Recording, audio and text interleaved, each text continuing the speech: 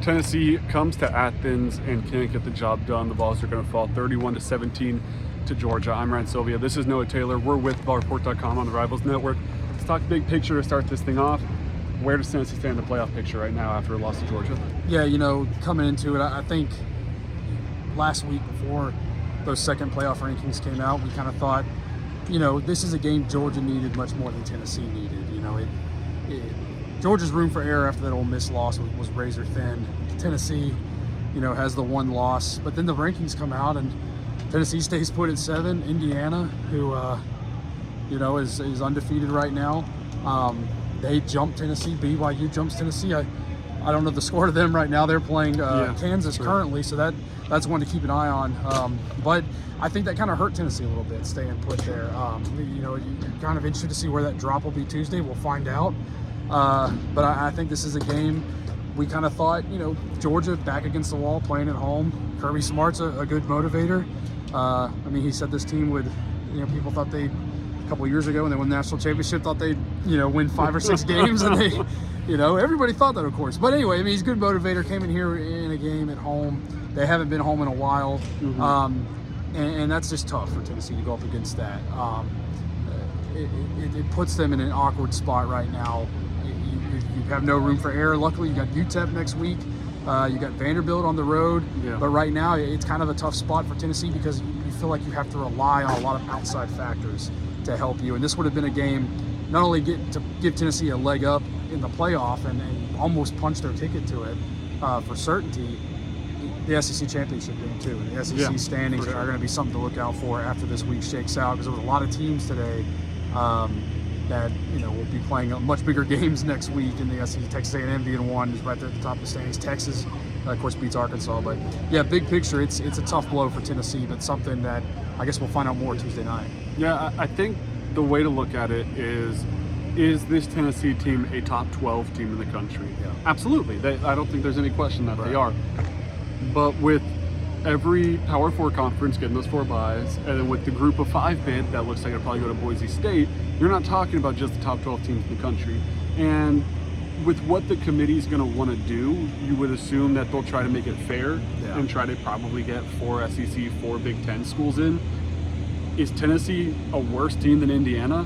I don't think so. I think Tennessee on a neutral field beats Indiana 9 times out of 10, if not 10 times out of 10. The issue is, if Indiana goes 11-1 and their only losses to Ohio State, they're going to get in instead of Tennessee. Yeah. So Tennessee's going to need some help. They're going to need maybe Indiana to lose that Ohio State game and another game. They're going to need maybe Penn State to slip up again. They're going to need some other things to happen, and even within the SEC itself, like they'll need Texas A&M to maybe drop out of the picture, Ole Miss to maybe drop out of the picture. They're going to need some things to fall their way, but right now they're probably on the outside looking in, even though realistically they're probably one of the better teams in the country. That's just not how it's going to shape up, and that's frustrating, and that stinks from the Tennessee perspective of things. Like if you're a Tennessee fan, if you're on the team, I think that it probably feels unfair, and maybe it is, but I just think that's how it's going to go.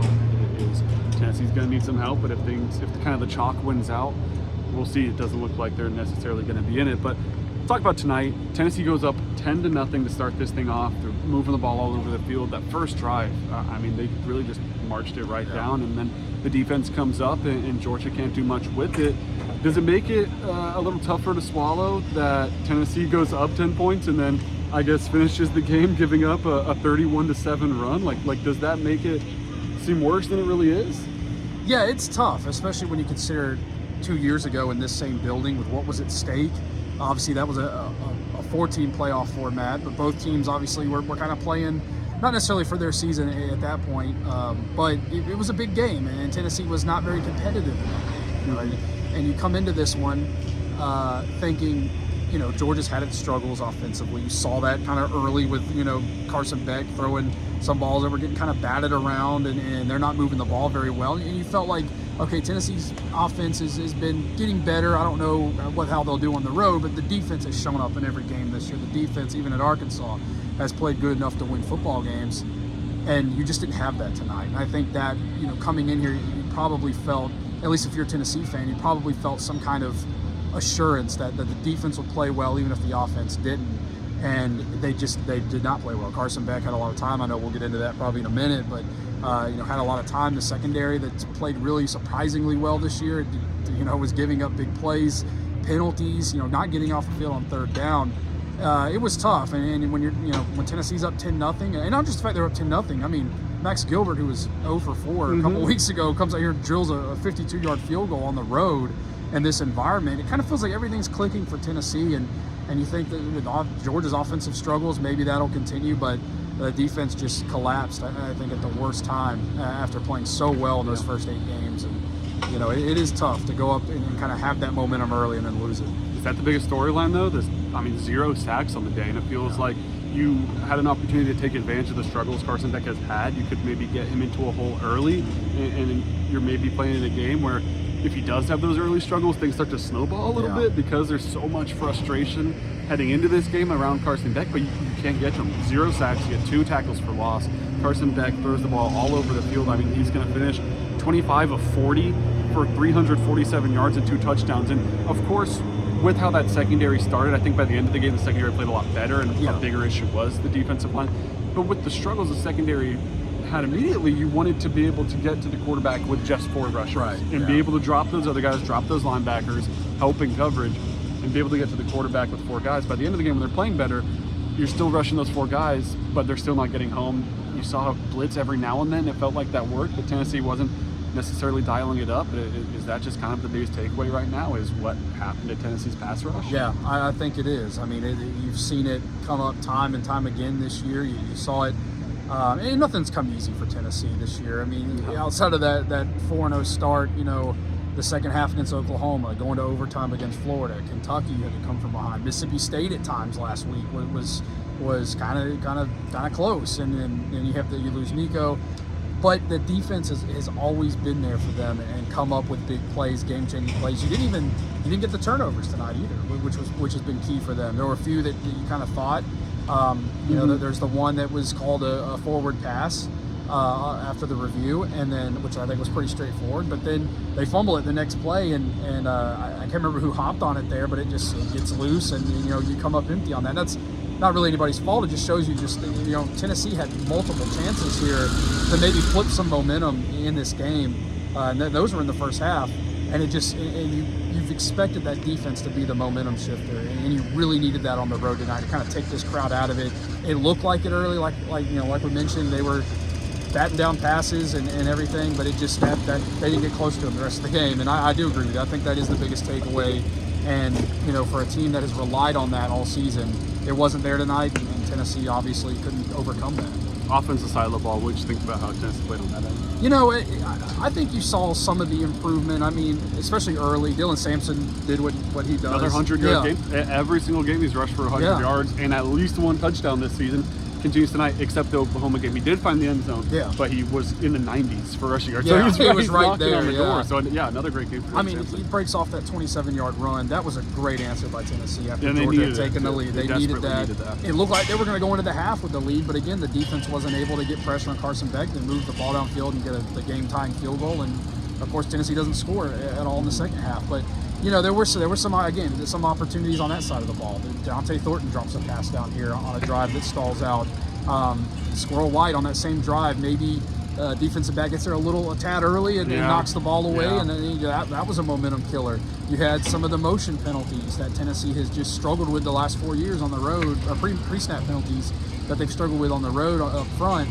But I mean, I'm not going to say by any means it was a good performance. There were still, they weren't able to move the ball when they really needed to.